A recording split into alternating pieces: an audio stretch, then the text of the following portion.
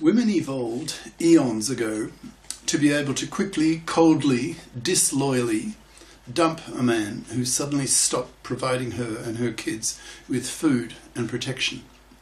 This makes perfect evolutionary psychological sense.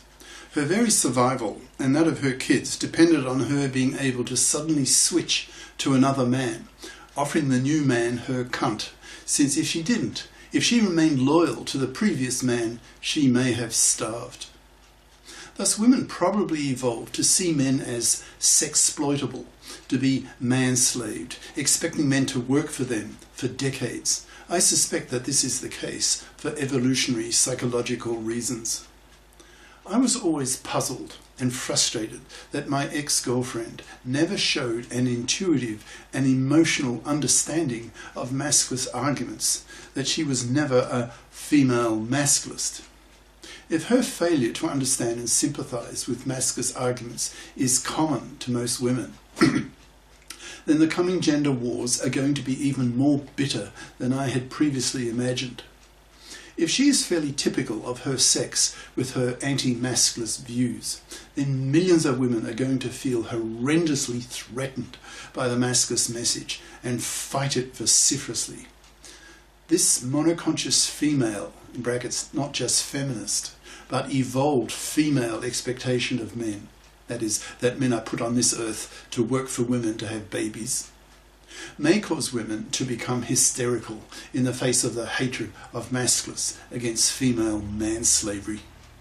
The masculists, being male, with their superior intelligence at the top end of the performance scale, and their 10 times larger testosterone levels in their blood, will not pull any punches in their sex war with these misandrist, male-dumping, monoconscious, feminazi bitches, to whom they do not have to be nice, since there is no way these masculists will want to penis such women.